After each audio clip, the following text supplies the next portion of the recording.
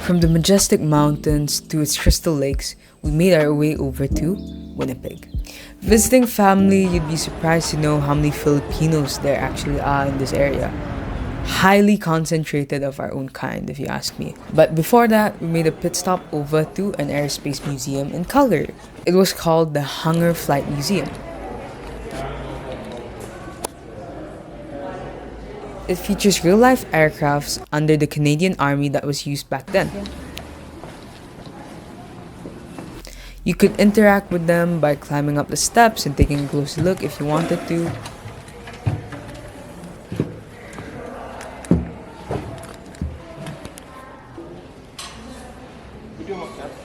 Pwede.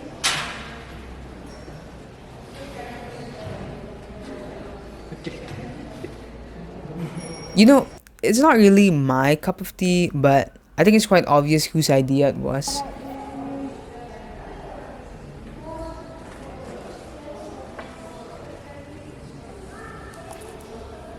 Just to talk about the few sites here and there, this is the Hawker Hurricane. It was a single-seat fighter plane, Britain's first monoplane. It fought in the Battle of Britain in 1940. We climbed up the second floor just to see the view from above.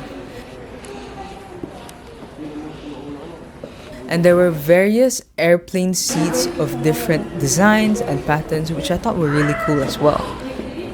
They were definitely real-life airplane seats that were used back then, now just being housed in this museum.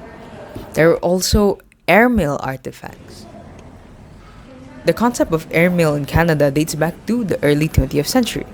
The first airmail in Canada occurred in 1918 from Montreal to Toronto. Although, of course, most things have turned digital in this day and age. This is the cockpit right here, which was interesting to see up close. And this is the rear section of the plane.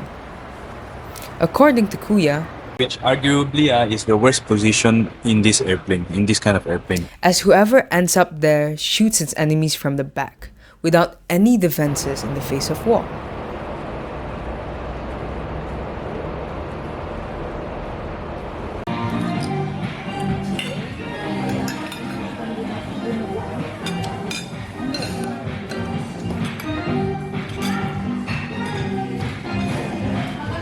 After we had a bit of lunch and then made our way to Winnipeg, finally. I'm just too lazy to bring it out. Yeah. I don't like this because it's big. I know. I like a smaller one.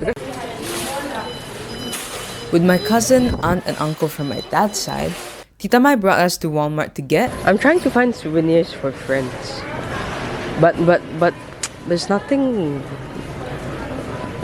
nice. Somebody's mama said no. And maybe some snacks here and there for us to eat. Mom, can I have this? The A team for Nick 830. My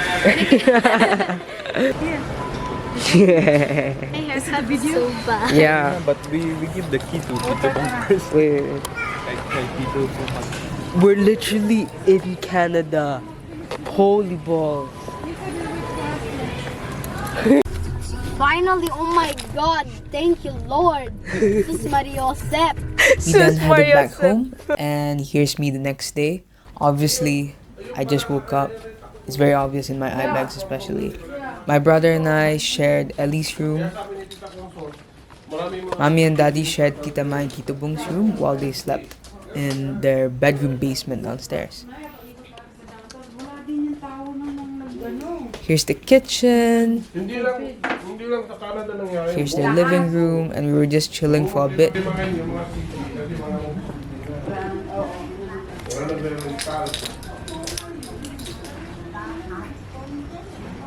Huh? Oh.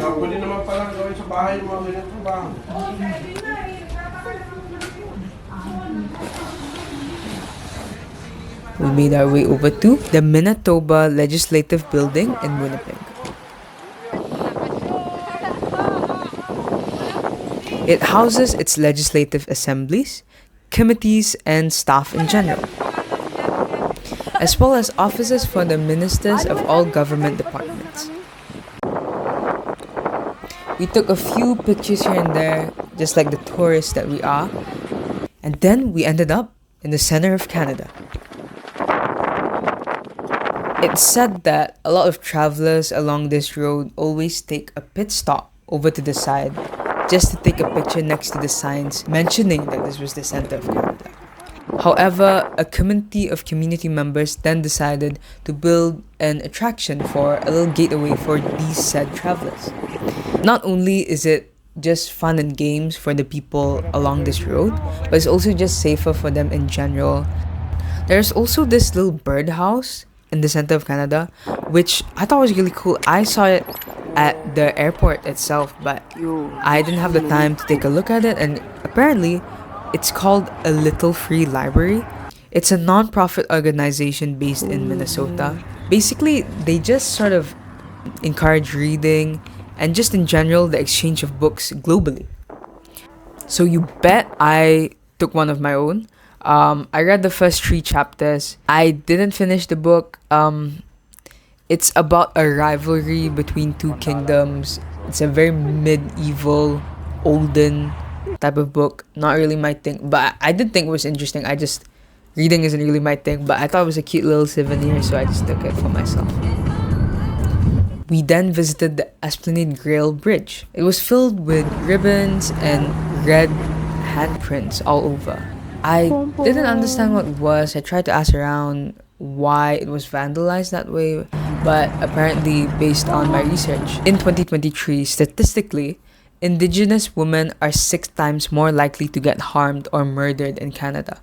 A woman named Althea led this movement in order to keep our prayers and thoughts in regards to this Indigenous woman alive.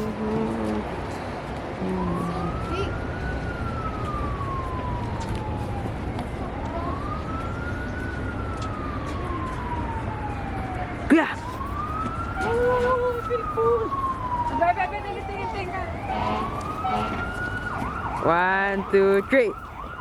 Lastly, we then visited this random train track.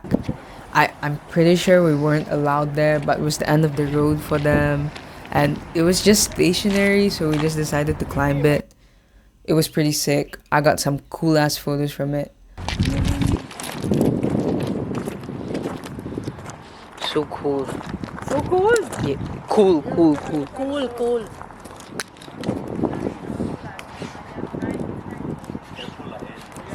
Yeah, so this is the end of my vlog. This is the 3rd one out of the 4 that I'm gonna make. The next one would be my US road trip, which is the one I'm most excited to edit. But definitely, like, all these videos did take a while. 1 whole year from the day I went on this trip, which is kind of crazy, but hey, at least I did it. Thanks for watching.